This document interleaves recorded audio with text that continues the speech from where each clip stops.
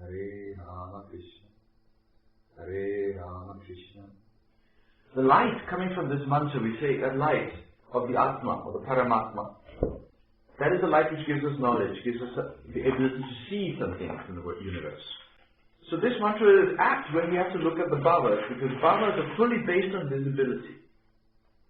We already know that the bhavas are based on the sunrise, sunset. There where the sunrise is, that is where the Lagna is. That is usually where the sun is placed. Based on that sun's position, we can determine where the Lagna is. So also we know where the bhavas are in the zodiac. Now, when we look at a bhava, we already know that we can look at certain yogas. We already know that the bhavas carry certain characteristics which are good or bad for us. We know that kendras and trikonas are good for us. We also know the difference. Parashara specifically calls the kendras Vishnu Sthana, and he calls the trikonas, that's the 5th and 9th houses, Lakshmi Sthana. Last time I went into defining each of the kendra sthanas, that is each of the Vishnu sthanas, into specific forms. That is, the Lagna became like Surya, the 10th house became like Devi, the 7th house became like Shiva, the 4th house became like Vishnu. Okay? This differentiation is telling us what type of energy is being put into that bhava. This is important that when you have to understand which type of energy is the bhava carrying to each part of its life. So this is very important. Each part of your life, basically. When that kendra lord associates with the trikona lord, we have what is called a Raja Yoga. When the work, the Shakti, coming from the kendras, is merged with the trikonas to give a result, a bhagya, a fruit. I mean, without the trikonas involved, you have all hard work, no fruit. That is the principle behind this. So the blessing has to be there coming from one of the trikonas. That is the blessing that you will get to do something. Based on this, that is why Parashara says there is something called Kendradhipati Dosha. Yes. So it's just a lot of kendras doing it. It means lots of kendras, no fruit. Yeah. All work, no fruit. No cake, no fun. Okay? This is the basis behind what he's saying here. Now the word he uses is, a kendra lord, if it's a malefic, does not become fully malefic. Now this is funny. A kendra lord, when it's malefic, does not act fully malefic. No. And a benefic, lording a kendra, does not become fully benefic. Some people have interpreted this as, a kendra lord being a benefic can actually be malefic. That is wrong. It's a shade of it. It's a shade of it. It means that it's doing some work for you. Okay? It will become more malefic if it's associated with a dushtana. It will become more benefic if it's associated with a good house or a trikona. But there is this quality that a benefic would take on some malefic qualities. No, it will not take a malefic quality. But it becomes sort of neutral, you know? All it's doing is doing some work for you. Yes. So it cannot completely give that aspect of its quality as a benefic due to the fact that it's a kendra. Yes. It cannot give its full benefic qualities unless it is giving some fruit. This fruit is coming from the trikonas. So just by owning a kendra, fully benefic and bestows fruits on you in your life if it is associated with trikona. And in case of a malefic then? Sorry? And in case of a malefic then? A malefic does not become fully malefic unless it's associated with a dushtana. If it is associated with a dushtana, then it becomes very evil. A kendra lord in a dushtana is actually called a dur yoga. A malefic dushtana lord in a kendra is called a dur yoga. Malefic as a kendra lord. We're talking about kendra lords only. Okay. If it is in a dushtana, it becomes fully malefic. In a dushtana, Or join a dushtana lord. Then it becomes very malefic. What if it's owning like both a dushtana and a kendra? Same thing? Then it can carry the same characteristics, yes. So it becomes quite evil then? It can be quite evil, yes. But if it is lording both the kendra and the dushtana, but it's associated with the trikona, it's going to give more benefic qualities. It's associated with another benefic, another dushtana lord. If it's associated with another dushtana lord, then it becomes even more malefic. Just like dushtana. 3-6. So the point is that this idea about Kendradhipati Dosha, as it's called, does not make a planet totally malefic or totally benefic. It depends on the yogas it's in. From this we also learn something very important about the chart. If, say, you have Aries Lagna, then Mars is Lord of a Lagna and 8th house. This becomes a big dilemma for people to understand. How is it going to act as a Lagna Lord or 8th Lord? Depends on the association. It depends on the association. If it is associated with 6th Lord, it is more likely to give evil results. If it is associated with Saturn, who is a karaka for the Dushtanas, it is more likely to give evil results, and thus more 8th house results. If instead he's associated with Surya, he will definitely support the Lagna. Is it 5th house ruler? Sorry? 5th house ruler? 5th house ruler. Because Surya is karaka for Lagna. So we're taking karakas into account and lordships into account. Okay, so both then. Yes. If Surya had been the ruler of, just hypothetically say this, the 2nd house, then because it's karaka for the first, then that would bring me out with the... It is first of all an auspicious power. Yeah. Okay? Had this Surya been 8th Lord, when is Surya 8th Lord? When you have Pisces Lagna. There we're not in doubt, sorry, not Pisces Lagna, but Saturnian Lagna. Okay? Then we have, it will be Capricorn Lagna. Yes? So, for Capricorn Lagna, we are never in doubt that Saturn is going to support the Lagna. Because he's on 1st house and 2nd house. So Surya is not important in that such a case. Okay? But for Mahaṛṣi Lagnas, Surya becomes very important. Because Mars will take in the characteristics of either Dushtana or 1st house. See? So now we also understand something else very important. Sun is very important for Mahaṛṣi Lagna. Okay. So based on this, we can derive small principles for each Lagna. Okay. So Sun becomes important because it rules the 5th, the trick. It's karaka for Lagna.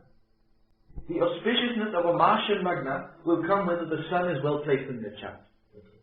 Because that will determine whether that Mars is going to act as Dushtana Lord or Lagna Lord. Can you advise here the truth about the counting of 8 bhavas? Because Mother Lord was the first engaged and then count 8 bhavas and find out that Buddha will show the negative effects of Mars. You're supposed to do that when you're sure that Mars is going to support the Lagna more. I've seen some cases where the person has Mahaṛṣi Lagna and the person has that Mars associated with Saturn and the person has Pitta problems causing disease. Okay? Mahaṛṣi Lagnas are not supposed to have Pitta problems, at least disease causing Pitta. They're not supposed to. Because the dosha which is causing your disease is seen from the 8th house. Okay? That is, if Mars is lording the 8th house, you're supposed to have Pitta dosha. Pitta problem, not Pitta dosha as a constitution, but a Pitta problem in your body. So you look at the Rashi in the 8th, on the cusp of the 8th house, and that Tappa associated with that, the dosha associated with will that? actually show the problem you're having in your disease. That is the cause. Jupiter lording the 8th house, you're supposed to have Kapha disease. Okay? That is the main cause of the disease. But if you're Mahaṛṣi Lagna, Mars is supposed to support your Lagna. Yeah. Correct? So Pitta shouldn't be a problem. So one should not have a Pitta disease if one has a Mahaṛṣi Lagna. At least not disease, it can be something else. You know? They have excess Pitta already.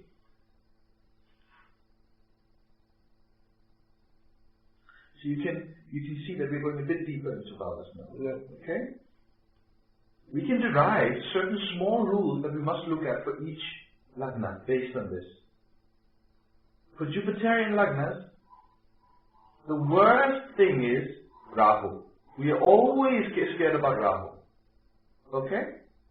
For 2 reasons. One, Rahu is lording bad houses from Jupiter's house, the signs. He's lording 3rd house from Sagittarius, and he's lording 12th house from Pisces. So Rahu lords these 2 houses.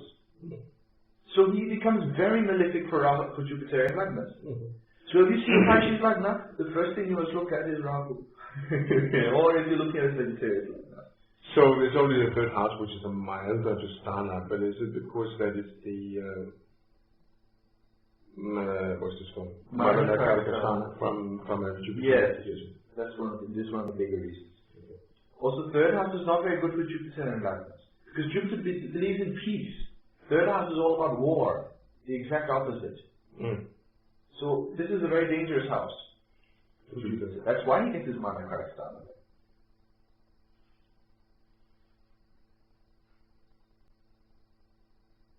So knowing this, don't do what many astrologers do. Blindly say, oh, your ninth lord is this and this planet, so you must wear this gemstone and then you'll be lucky. Don't make such blind statements. Oh, you have this and this Lagna, so this planet is good for you. Analyze the chart first. Be sure of what the planet is doing in the chart first. Taurus Lagna, Venus lords 1st and 6th house. You will find the main problems are always from these two Lagnas when it comes to judging whether the Lagnesh is acting as Lagnesh or as a Dushtana Lord. It is always from Venus Venusian Lagnas and Martian Lagnas. Always. Why? Because their Lagnas are in 6th and 8th from each other.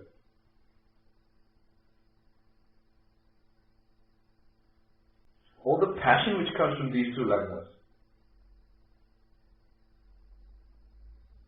extremities. So this is difficult. So you have to look at the association of Venus then in this case. Venus, in such a case, you must see, is it associated with the Sun? Or, alternatively, you might find cases where that Venus is placed in the Dushtana house, which is its own house. That's also very bad. Same goes for Martian Lagnas. If Mars is placed in that sign, which is its Dushtana. For example, for Scorpio Lagna, Mars in 6th house. For Aries Lagna, Mars in 8th house. It will support that Dushtana. Okay. Definitely. And have a subtlety here, because you're saying the principle is here that the character of the Lagna has to be aspecting the Lagna Lord. It has to have an association. Yeah, association with it. Then that tilts it towards Kendradhipati Dosha kind of effect. Yes. So the Lagna becomes the main influence, the good house becomes the main influence. Now, in case of Venus Lagna, you have an enmity between the Sun and the Lagna Lord. In case of Aries or Mars, that is a natural enmity, yes. But still, you will see, for Taurus Lagna, Sun is lord in the 4th house. Okay? You're talking about nice Sun is lord in the 4th house for Taurus Lagna. So as far as Taurus Lagna is concerned, Sun is good. Okay. For Libra Lagna, Sun is lord in the 11th house. That is not necessarily good. Okay? So there we have a problem. We also have a problem there. There's no doubt about that. But its association with Lagnesh will tilt Venus towards either being the Dushtana or supporting Dushtana. Okay. The main problem with Venus, and this is the problem really, Venus is said to be very asuric in his quality. Yeah. He's very asuric. That's why the Sun and Venus have many complications with each other. The closer Venus is to the Sun, the more Sura qualities are in the person. That means the person is less attached all the time. You know? Okay. When you talk of a person who has this quality of Venus, what is this quality of Venus? Really, it is attachment. Attachment to relationships. Attachment to luxuries and relationships, all enjoyment. It is not love. No. It is attachment, straight attachment. Okay? Moon is love. It is the sacred quality. It has love in it. Venus has straight attachment. Some people say that Venus is in a very good position, in fact, in the Kendradhipati Raja Yoga character. Then it can give devotion as a love on a higher level. If it's associated with Moon. It's associated with Moon. Yes. Like in Krishna's case. You need Sattva Guna to love. Okay? Venus is just attachment. Its higher state is Moon. What is the real love? That is the love of the mother to a child. Okay? That is the Moon. That is why people who worship the Devi will become very lovable people. They'll become very, sweet people. They speak nicely. If they worship Shiva, then definitely also. There's no doubt. But not nice necessarily. Oh, they can become very nice. But powerful. That's Rudra. So, different issue. So, when Venus is closer to the Sun, Shiva, is actually burning this attachment. Yes, okay? He's burning this attachment. So this makes the person less attached all the time. You know? Some people can be very attached in a relationship. Yeah. If it's further away from the sun, Venus, then Venus starts playing his own game. He becomes extremely attached. Okay? So some people say, they make a dictum, if Venus is away from the sun, the person has problems in relationships. Of course, you're so attached in the relationship that you will have problems. You know? You'll be crying each time they leave. You'll be, beating yourself every time you say something wrong. You'll go nuts. I know. My Venus is away from the sun. Okay. I don't know why my Venus is so. Some people say that the distance must be more than 40 degrees. If it's within 40, then it's good. Okay. Yes. But to be honest, I take it this way. If Venus is conjoining the sun, then the negative qualities of Venus will not. You mean the same bhava, basically? Yes, Yuti. Okay. Okay? Some people take degrees. That's okay. I won't object to that. But it shows the level of suric or asuric quality in you as far as attachment is concerned. Is it good or bad if Sun and Venus are joined? Good question, eh? If you have a good relationship, it's fine to be attached to it. No big deal. Yes, that's true. But Venus will support the Lagna more. Okay? Interesting. If he's more associated with Saturn, he will support the Dushtanas more. Even though they're friends. Even though they're friends, Saturn will support his Karakatva. That is his job. So these people would tend to have problems that are predominant. Yes, problems. that Venus is going to show disease instead of blessing the Lagna. Okay? Excellent. These are very subtle. They don't have that in Aqua, by the way, I have to say that. They don't know. No. This is very subtle. This is when you have to analyze the chart and actually see what is this planet doing in the chart. Okay? Because without that, you'll not be able to make a proper prediction about a planet. You're not able to differentiate between somebody being a politician and somebody being this or being that. You have to see which planets are dominating. It's not just yogas. It's planets which are showing the quality, the nature, the character is changing the planet. Okay? Invariably, if Venus is associated with Sun for Libra Lagna, or Libra is associated with Sun, it is very bad. This is the only exception. And this isn't because Sun has to support his Balakaskama in such a case. Only exception. Keep that in mind. This is the only exception. Only exception. For Libra Lagna, Sun is very inauspicious. Surya owns 11th. Balakaskama, yes. And that is because in such a case, Sun cannot protect his own qualities anymore. He has to become Badaka. He has to become like Rahu. Okay. That he doesn't mind. And here we are coming into another point about bhavas. Because now we also have to talk about where is the bhava lord placed. A bhava lord will always carry two characteristics with it. Always. One, the karaka of the bhava he lords. And two, the natural lordship of the bhava he lords. Okay. Can you give an example? The lord of Lagna, Yeah. he will carry the characteristics of the sun, because sun is karaka for the Lagna. Of course. And he will carry the characteristics of Mars, because Mars is the lord of the natural first house areas. So we have Mercurian. So we have to also differentiate the two. Yeah. Karaka, bhava karaka, is an internal character. Just to get the terms right. What do you call Mars here, or Earth in this kind of context? What do you say now? Is Karaka It is not karaka. It has become the external characteristic, you know? External characteristic. Yes. Whilst karaka is internal. Okay. Why?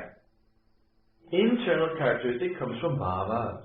External comes from rashis. Correct? Yes, sir. So also, if you want to activate the external characteristics of anything to manifest something. You need signs, sign lordships. Otherwise you cannot see it physically. Correct. I taught once, take the position of your Jupiter in your chart. Worship its Karaka, the Karaka of that bhava it is, and you will get knowledge. Remember, you have Jupiter in second house, Karaka for second house is Jupiter. Yeah. You will open the doors to God getting knowledge by worshipping Jupiter, Guru. I have it in 12th house. If I do the Parampara mantra or traditional mantras, or worship Vishnu, Saturn is associated with Vishnu also, Karaka is 12th house, then I will get the knowledge. Heard Jupiter is in 9th house. Jupiter is the Karaka of 9th house itself. Worshipping Guru, you will get the knowledge. The next step is find the sign, the natural sign of that house, and see its Lord. Okay? Your case, Jupiter in second house. Natural second sign is Taurus. Lord is Venus. If you want to manifest that knowledge in society somehow, external manifestation. You worship Lakshmi. You want to maybe publish a book. Yeah. You worship Lakshmi, Venus. If I want to have an external manifestation of my book in society, of my writing, of my knowledge, I'll worship Jupiter, because Jupiter's Lord of Kaishi is the natural 12th house. Yeah. Your 12th house? 9th house. 9th house, sorry, Jupiter's in 9th house in your case? So, natural 9th house is Dhanus, Lord by Jupiter. You just have to worship Jupiter, you will get everything. Work done. You'll get the knowledge and work will be done. Yeah. Because Karaka and the natural Lord of that house is Jupiter in both cases. For such people, they'll get the work done just like that. Easily. Just like that. She can do twice as much as us. Sort of. With half the effort. Very good. You just worship Jupiter, everything will happen. So you see, 9th house is very auspicious. All you have to do is take the Guru's name, everything will happen. No hassle. And when you're saying, I'm just putting down here, because you're saying you just worship the Guru, meaning, is that the person like I should worship Mahaṛṣi, or is it the planet Guru? Guru is a much bigger concept. When you read some Shastras, they say Jupiter is Brahman. Especially if you go to Upanishads, they will always talk about the Brahman as something omniscient, omniscient, complete. The real essence of Jupiter is Om.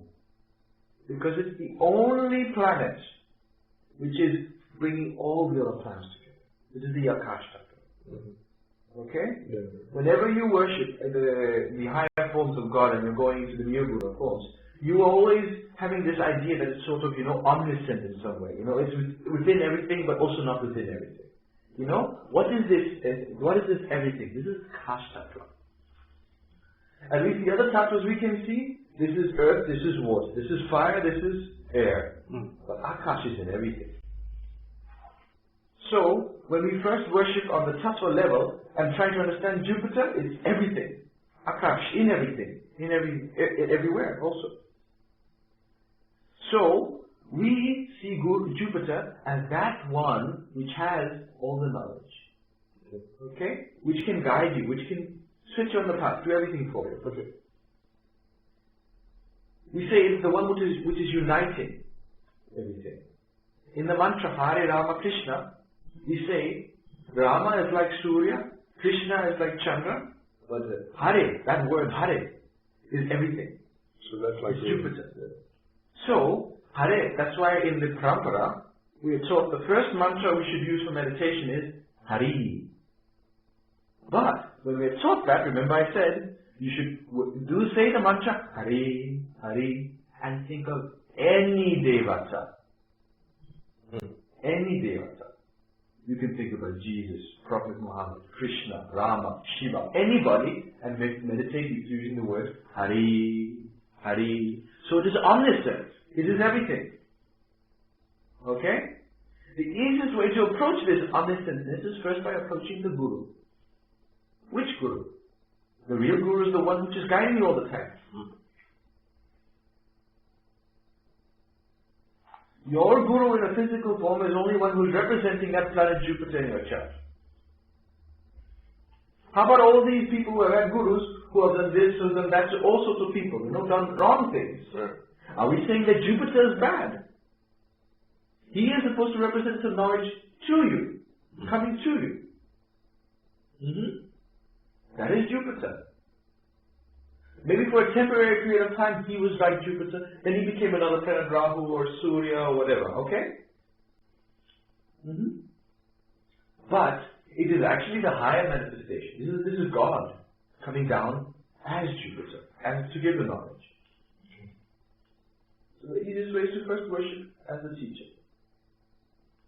So Hare Krishna Rama actually carries those things also. Carries the Guru aspect. Yes.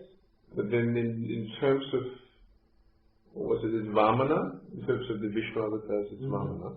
Yes. And what else do we have there in terms of mantras? What else did you talk about there? If you have to worship Guru? One of the best ways is through the Brihaspati Gayatri.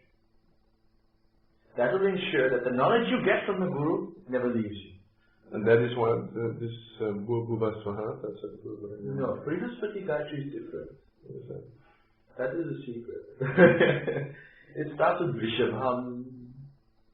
Vrishabham. Yes. And the rest you must read in the Rig Veda. Any Guru Puja will do. Worship of Dakshinamurti, worship of Dattatreya are the most auspicious forms of worshipping the Guru, I must say. Which one? Worship of Dattatreya or Dakshinamurti. Yes. This is very interesting. Dattatreya is said to be a form. He is the son of Atri, Rishi Atri. He is a form which is supposed to have all three characteristics of Brahma, Vishnu and Shiva in him. All three characteristics. And he's supposed to reside in nature, it says. Okay? In nature. Everything. In the walls, in the wood, in the trees, everything. He's one of those qualities of Jupiter which can remove the Mahaṛṣi Dosha. Okay? Because in Mahaṛṣi Dosha you cannot approach temples, you must approach nature to worship. Trees. He resides in these things, in everything in nature, That is Dattatreya. Dattatreya. When we talk of gurus in Hinduism, the two main ones we talk of are always Dattatreya and Dakshinamurti. Remember that Shankar has written a Dakshinamurti Sutram. Who, what? Shankar has. Yes. I have it here. So that is interesting. Om Pranavataya. So we actually just to put you to Guru there? Yes. That would be good. Very much. The other aspect of Jupiter is Dakshinamurti. That is a very, very interesting form of Shiva, which is pure Guru form. The Dakshinamurti form is kept very, very sacred, especially in South India. They say, and I know for a fact, that the Dakshinamurti form is that form of Shiva which can teach you Jyotish. Specifically. This was the one we were looking for. By worshipping this form, you will get the knowledge of all the secrets of Jyotish. It is from this form that the Jyotish Bija comes from, the Jyotish mantra comes from, all these things. But that is also a very big secret, because not everybody should know Jyotish. It is due to his blessings that you will really know Jyotish. Why? Because he is the form of the Akash Tattva. Shall we say Shiva is associated with the Akash Tattva in some ways. The Guru is Akash Tattva.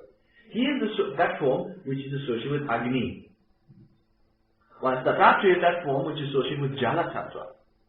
Okay? It is more soft, it's more in tune with nature. It's masculine versus feminine, though they are both male forms. Okay?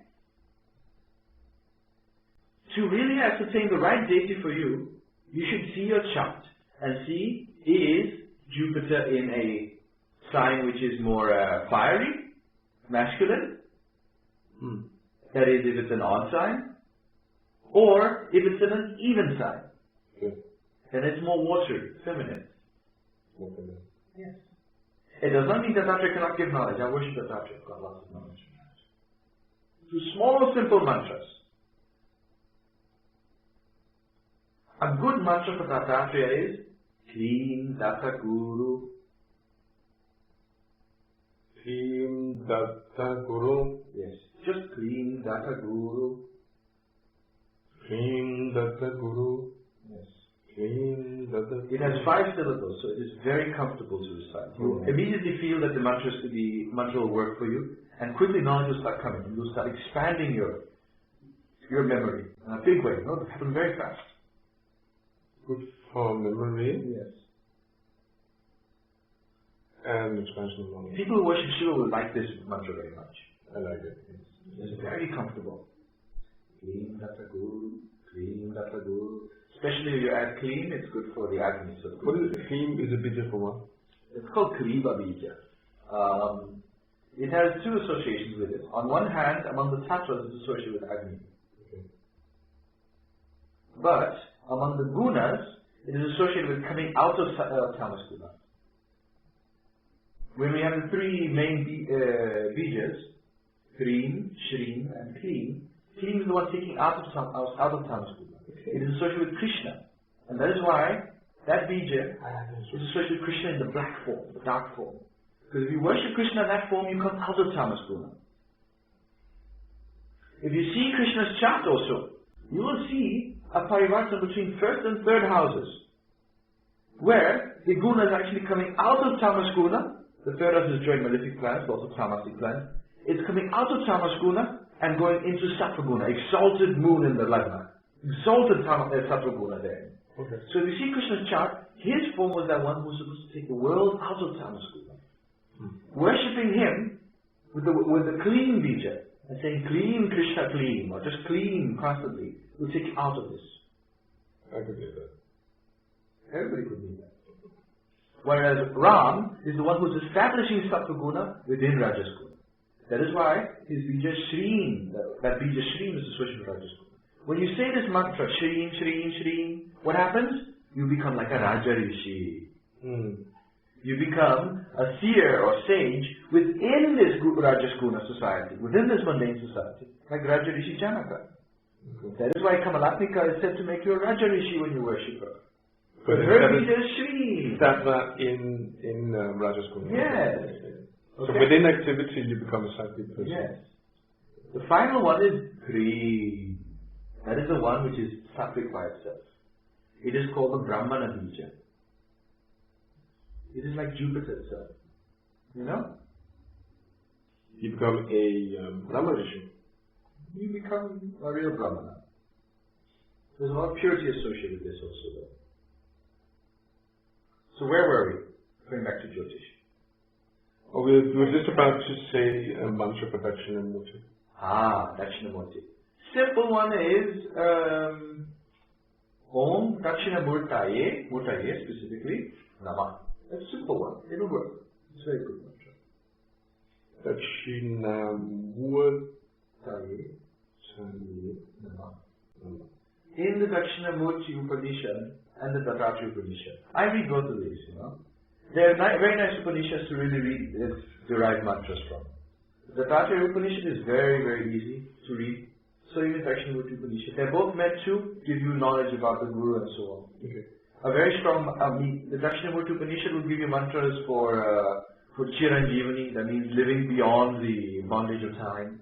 Okay? And things like that. And the Dattatreya Upanishad will give you similar mantras, which are very good for Kundalini meditation and all. One should really read these to get the right mantras. Read it, try to derive the mantras. They're very easy to derive, if you know how. It's very easy. Tara means Om, this means that. So, I can always recommend these 2 Upanishads to understand the Guru's mantras. Om Dakshinamurtaye Namah. And that would give also this Jyotish knowledge, or is that not the mantra for Jyotish? Any worship of Jupiter will give knowledge. But you mentioned there was a specific Jyotish. Yes, it's a secret one. So I have not said it yet. Okay. we'll wait with that one. Yes. So that was Jupiter.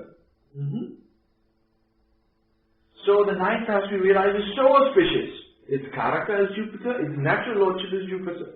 It is extremely auspicious. So the 9th lord becomes the really pinnacle of the age. 9th house is the real part of the chart to show you the bhagya you have in life. Okay? It's so important because of this.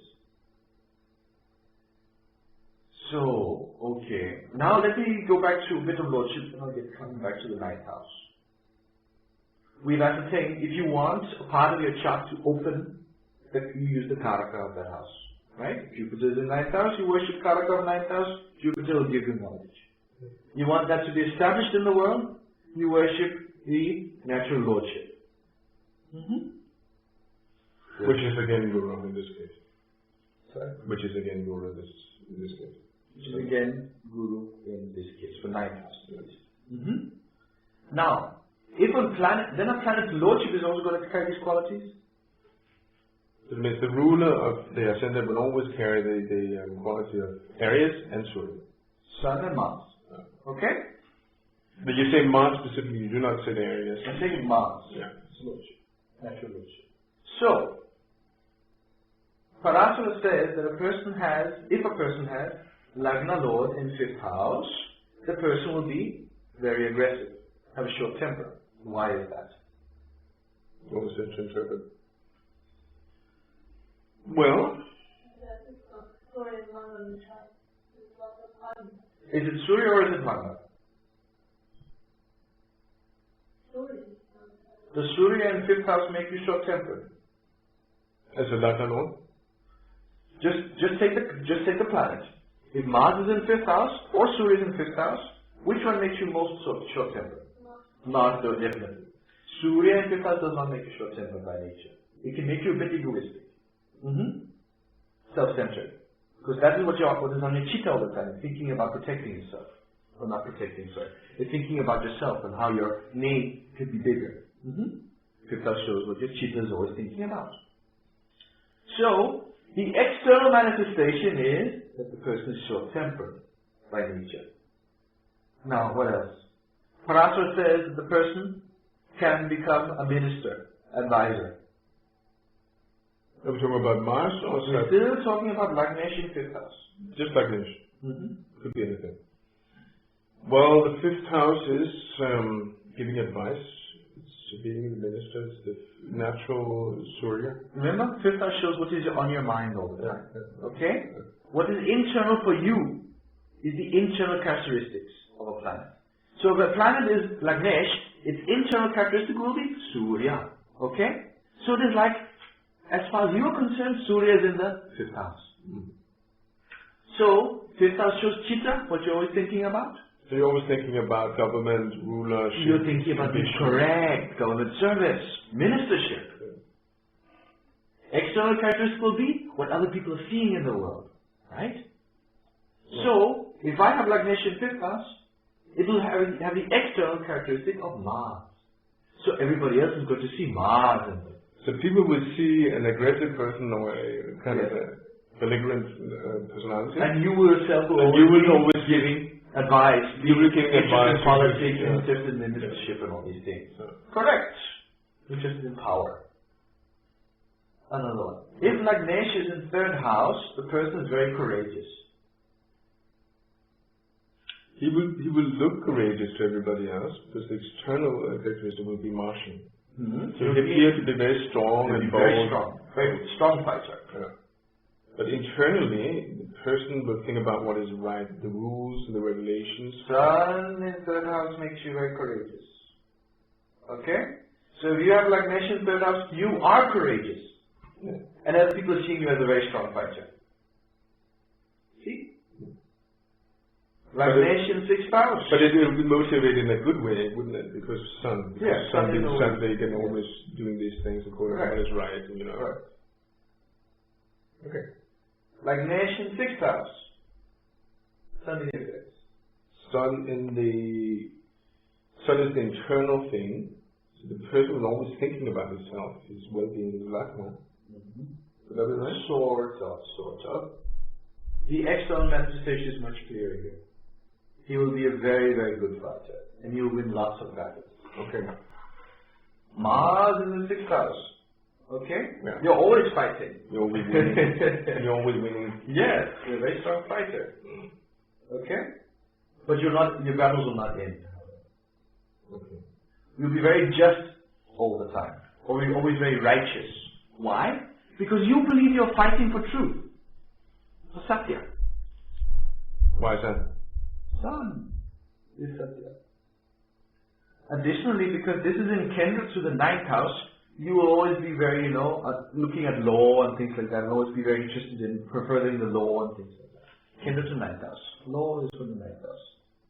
Okay? So you look at it from the 9th house always? No, you see which planets are in Kendra to the Lagnesh. Remember I taught that last time? Okay. Planets from Lagnesh. That's right. Yes. This is definition. These are strong houses in your chart. Yes. The Kendras to the Lagnesh are always what you see as strong. Okay? We covered that last time, so we'll get to that. Okay. Now, let's try this one. If 10th Lord is in Lagna, the person is very fickle-minded and playful. So the natural characteristic of is shining. That is the external characteristic. Yes. Yes. That's shining. And yes. That's Buddha. The Buddha makes it playful, but externally, I have not talked about the external characteristic yet. I just want to see which one you would catch. Yeah. Okay, it is the internal characteristic of Buddha being placed in the Lagna. Okay. Very playful, always laughing, a bit fickle-minded. Another aspect of this is the person is very hard-working. Why? They're very ambitious and hard-working. Okay. They appear so. Okay? They appear to everybody else that they're doing that, but actually they feel they're playing all the time. That is something that's coming from within, They're always trying to explore new things, learn new things. They're like students in the world. They're like playing around with everything, trying to... They want to catch a bit of everything in the world, They're studying all the time. Students like to study and experiment with it. Okay? We have to go to another level now. By the way, 3rd Lord in Lagna, short-tempered or not? Mangal is the character. The solar person will be short-tempered. So the internal, internally there will be a lot of power. 3rd Lord in 5th house? 3rd Lord in 5th house, Mars goes to the mind. That would again be, So you see, Lagnesh in 5th house versus 3rd Lord in Lagna or 5th house are very different. Because 3rd Lord is having an internal characteristic of Mars, an external characteristic of Mercury. But Lagna Lord is having an internal characteristic of Sun, an external characteristic of Mars. So, 3rd Lord will make your mind, if it's in 5th house, aggressive. You internally feel aggressive. And externally you will be seen like more communicating and kind of thing because of Mercury. Yes. Sort of, yes. You'll always be known for, really testing boundaries. So Mercury experimenting, yes. Mercury will make an experiment. Yes. Okay. It doesn't sound like a really good combination. The 3rd one is usually not a very good combination. Okay? This is how we understand internal characteristic and external characteristic of a bhava and its mode. It will carry it to these bhavas all the time. So this is actually the way that Mahaprabhu has derived a lot of these long dictums. That are contradictory to a certain degree for a lot of people. Some people say so, yes. The next part, then you will start asking questions like, how about the planet's own characteristic? Say the Lagna Lord is Jupiter. Yes. How will this play a role? This plays a role in the real motivation or actions which are making you feel or be in a certain way. Okay? If it is Jupiter Lagnesh in 5th house, then you will be short-tempered and, what else, son? Be interested in politics from a Jupiterian perspective, for the sake of knowledge. That's why Brahmas and Bhavas are actually showing the events which are manifesting, whilst the lordships are actually showing what is going on behind the scene. What is this, What is happening at the same time? So what would be the difference? Say we have Shani in the 5th, or we have Jupiter in the 5th. What would you interpret that? For Shani in the 5th, what happens is, 1. Lagnesh is in the 5th house. So we know that Lagnesh will carry 2 characteristics. One, externally the person will perceive as short-tempered. Internally the person will be interested in power, politics, things like that. So Saturn is doing this. So how will they get this power and how will they manifest aggression? Hard work. Hard work, or Saturn he pulls the sun down from his throne. He's the ultimate democrat, you know? The people are pulling down the sun. Okay? Deadly politics, actually. You know, this is what we call modern politics. Defaming other people. Okay. So it's not a Sattvic Definitely not. way of getting things. It's not so much the same. Correct. For this reason, the best placement of the Lagnesh is in the Lagna. The best placement of the Lagnesh is in the Lagna, of course. It'll be in its own bhava, it'll be in its own karaka bhava, everything. Such a person has what we call kalpa. Kalpa means conviction. You are able to make the right choices at the right time based on the Lagnesh's placement from the Lagna. Many people have that. Mahatma Gandhi had that. So many people. People who are not so big in life have it. If Lagnesh is in the 7th house, it's the worst placement among the Kendra persons. Because of 2 reasons. Internally, it's going to be the sun in the 7th house. That is sunset. It's bad for health. Externally, it's going to be Mars in 7th house. Maranakarakstana. Very bad for relationships. Paraswara says that this is an afflicted Lagnesh in 7th house. The person will wander through life. They will not be stable. Always traveling, always trying to do new things, not being finished what they were doing, you know. Not sure of their life, not knowing where they'll go.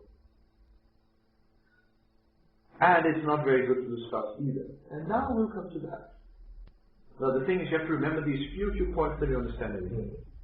Otherwise you'll never understand how we spend, 144 lines on this. There's a reason. Yes. The place where the Lagnesh is good for the Lagnesh. Or bad if it's a Dushtana. But it supports the Lagnesh. Through that bhava you will get fame. You will get something from that bhava. Parasha goes as far as saying, if Lagnesh is in 8th house, yes, you will be sickly, but you'll be known as an expert in secrets, in occult. You'll be known as an expert in the occult. So he's showing us this. Even Lagnesh in 8th house will make you an expert in occult matters. Lagnesh in 3rd house, you will get fame through your brothers, siblings. Lagnesh in 4th house, you will get fame through your education. 10th house, you will get fame through your work, your hard work, karma yoga. 11th house, you will get fame through your friends, elder siblings, or money, gains.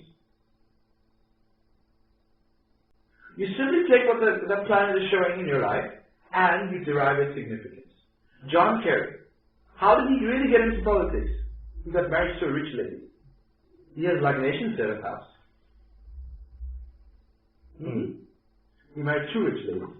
How will you get fame? The Lagnesh is in 9th house? Jupiter is 9th house, Lagnesh is 9th house? Through father or through guru.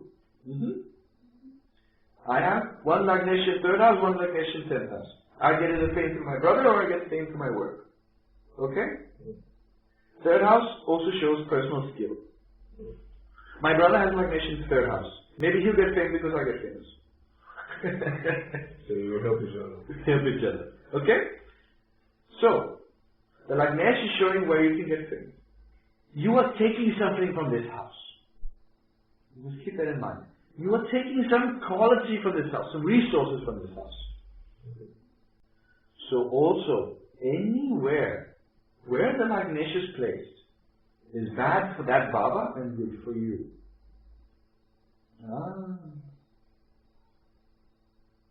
If you have Lagnesh in 7th house, you're getting fame through your spouse, right? What does this mean? You are taking some energy from your spouse. You better hope she has lots of energy to give. How can you get fame through your spouse unless your spouse is a big person in life? So you're claiming... You have to hope that that person is a big person in life, otherwise it doesn't matter. Lagnation 11th house. If your friends are not big people in life, how will you get big? Lagnation 9th house. You better hope you have a big guru or a strong father. Otherwise it doesn't matter. How will you get big? If they don't have much to give you, then they themselves are suffering also. If they are suffering, your life also will suffer. Important thing. As long as they are suffering, your life will also suffer. The worst thing that can happen for a person with Lagnation 4th house is if their mother has their demise. Or something bad happens to the mother. Equally, the person will be affected. For a person who has Lagnation 4th house, if their mother dies, ooh, trust me, if that person comes to you with their chart and they say that their mother is dead, know their bad luck, bad time has come. Lagnation 4th house. Lagnation 9th house, when their father has a demise, their bad luck has come. But there are remedies for this, luckily. And there are also substitutions for this. Lagnation 11th house, when their friends are having bad times, they will also have bad times. 3rd house, when brother is having bad times or sister is having bad times, they will also have bad times. My sister is writing a book. Oh, elder sister. That's good. But you must see her also. By seeing their face, your luck will come. And this is what's required. Okay? Otherwise you have to take this quality from somewhere else. I will. Okay. There's not much sambandha, some good guru sambandha here or anything. No good akashta between you and your sister. Okay. Find the Baba and see which type of deity is it indicating. See which deity it's indicating. If we talk of 9th and 5th houses, they are called Lakshmi Sthana. Correct? So you are like Lakshmi. Who does Lakshmi worship? Vishnu. Ah. She only worships Vishnu. So a person with Lagnation 9th house should worship Vishnu to bring good luck in their life. 10th house is Devi. Devi.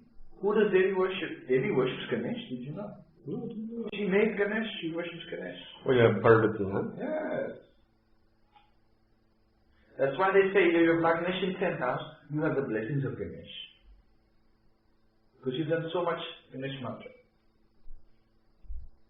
That's why you got Lagnation 10th house. You did so much Ganesh mantra already, so you get Lagnation 10th house.